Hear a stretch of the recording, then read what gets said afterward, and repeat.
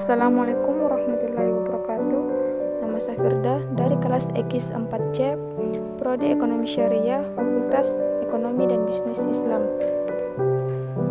Jadi tujuan saya untuk membuat tugas video ini untuk menyelesaikan tugas akhir saya dari mata kuliah aspek hukum ekonomi. Nah, di sini saya mengangkat sebuah judul yaitu tentang jaminan, di mana jaminan ini berhubungan tentang aspek hukum dalam ekonomi. Langsung saja saya akan masuk dalam pembahasan mengenai jaminan. Nah, dalam rangka pembangunan ekonomi Indonesia, bidang hukum yang meminta perhatian yang dalam pembinaan hukumnya diantaranya ialah lembaga jaminan. Adapun istilah jaminan yaitu merupakan terjemahan dari bahasa Belanda yaitu Zekerheid atau Kautie, yang secara umum cara kreditur menjamin dipenuhinya tagihannya di samping pertanggungjawaban umum debitur terhadap barang-barangnya. Dalam pengertian selama ini sudah menjadi milik dalam masyarakat umum bahwa jaminan atau pemberian kredit itu merupakan alternatif terakhir dari sumber pelunasan kredit. Dalam hal kredit tidak dapat dilunasi oleh nasabah debitur dari kegiatan usahanya karena kegiatan nasabahnya itu mengalami kesulitan untuk menghasilkan uang. Nilai suatu dari jaminan yang diberikan kepada kreditur biasanya melebihi dari nilai kredit. Hal tersebut dilakukan oleh pihak kreditur agar ia terlindungi dari kerugian.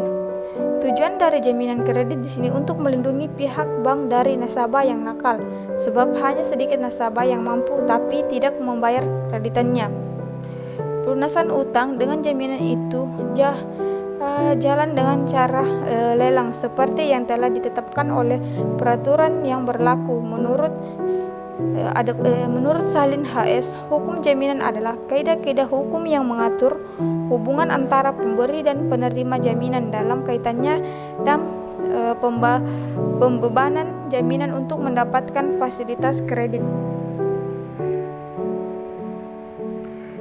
Adapun unsur-unsur yang tercantum dalam definisi menurut Salim HS yaitu yang pertama, adanya kaidah hukum.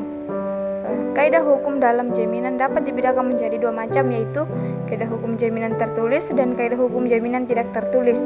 Yang kedua, kaidah hukum jaminan tertulis adapun pengertian dari kaidah hukum jaminan tertulis adalah kaidah-kaidah hukum yang terdapat dalam peraturan perundang-undangan, traktat dan jurispruden. Adapun kaidah hukum tidak tertulis adalah kaidah-kaidah hukum jaminan yang tumbuh, hidup dan berkembang dalam masyarakat. Adapun kedua yaitu adanya pemberian dan penerima jaminan. Pada dasarnya jaminan yang diserahkan kepada kreditur adalah jaminan material dan imaterial. Dan adapun yang ketiga yaitu adanya fasilitas kredit. Pemberian kredit merupakan pemberian uang berdasarkan kepercayaan dalam arti bank atau lembaga keuangan non-bank percaya bahwa debitur sanggup untuk mengembalikan pokok jaminan dan bunga. Adapun fungsi jaminan dan kredit yaitu yang pertama, jaminan kredit sebagai pengaman pelunasan kredit. Maksud dari tersebut ialah bagi pihak kreditur bisa mendapatkan kembali kredit yang diberikan kepada debitur. Yang kedua, jaminan kredit sebagai pendorong motivasi kreditur. Jika debitur melakukan pembayaran kredit tepat pada waktu yang diperjanjikan, maka pihak kreditur tidak akan takut akan kehilangan harta yang dijadikan sebagai jaminan utang. Nah, hal ini akan memberikan motivasi kepada pihak debitur untuk menggunakan kredit dengan sebaik-baiknya. Adapun yang ketiga yaitu fungsi dari jaminan yaitu fungsi yang terkait dengan pelaksanaan ketentuan perbankan. Misalnya dapat diperhatikan dalam ketentuan-ketentuan yang mengatur tentang penilaian agungan sebagai faktor pengurang dalam perhitungan PPh. Persyaratan agungan untuk restrukturisasi kredit yang dilakukan dengan cara pemberian fasilitas kredit, penilaian terhadap jaminan kredit dalam rangka manajemen radiko kredit dan sebagainya. Objek kajian hukum jaminan dibagi menjadi dua, yaitu yang Yang pertama itu objek material, yaitu bahan atau material yang dijadikan sasaran dalam penyelidikan, di mana yang menjadi objek material hukum jaminan ialah manusia. Nah, yang kedua, objek forma, yaitu sudut pandang tertentu terhadap objek materinya. Adapun ruang lingkup kajian hukum jaminan meliputi jaminan umum dan jaminan khusus. Adapun penggolongan lembaga jaminan, yaitu ada cara terjadinya, yaitu yang pertama jaminan yang terlahir karena undang-undang, yang kedua jaminan yang lahir karena diperjanjikan, yang kedua yaitu objeknya. Jadi dari sudut objeknya ada 3 bagian, yaitu yang pertama yang berobjek benda bergerak, yang kedua yang berobjek benda tidak bergerak atau benda tetap, yang ketiga yang berobjek benda berupa tanah. Adapun menurut sifatnya, yang pertama itu yang termasuk jaminan umum dan khusus, yang kedua bersifat kebendaan dan perorangan.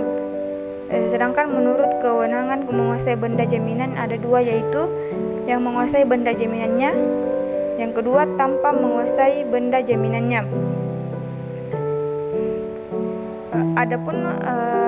Adapun asas-asas hukum jaminan, yang pertama yaitu asas publisitas, yaitu asas bahwa semua hak-hak tanggungan, hak fidusia dan hipotek harus didaftarkan.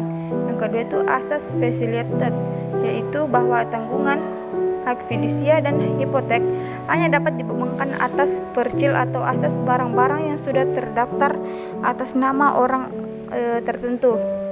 Yang ketiga itu asas tak dapat dibagi-bagi, yakni asas dapat dibaginya utang tidak dapat mengakibatkan dapat dibaginya hak tanggungan, hak fidusia, hipotek dan gadai walaupun telah dilakukan pembayaran sebagian.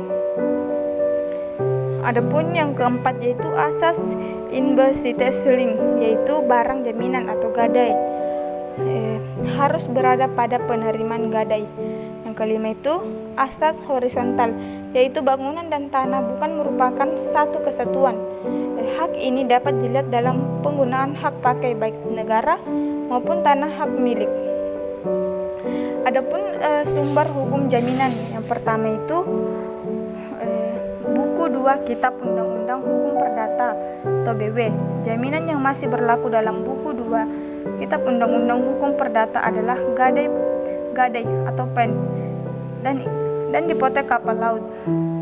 Gadai diatur dalam pasal 150 sampai pasal 1160 KUH Perdata, sedangkan hipotek diatur dalam pasal 1162 sampai 232 KUH Perdata. Adapun yang kedua itu Kitab Undang-Undang Hukum Dagang, diatur dalam STB 1847 nomor 23 KUH Dagang, terdiri dari 2 buku, yaitu buku pertama mengenai tentang dagang pada umumnya dan buku kedua itu tentang hak-hak dan kewajiban yang timbul dalam pelayanan, yang terdiri dari 754 pasal. Nah, selain itu, pasal-pasal yang erat kaitannya dengan jaminan adalah pasal-pasal yang berkaitan hipotek kapal laut yang diatur dalam pasal 314 sampai 316 KUH Dagang. Mungkin hanya itu yang bisa saya jelaskan, kurang dan lebihnya mohon dimaafkan. Wabillahi wal taufiq wal hidayah. Wassalamualaikum warahmatullahi wabarakatuh.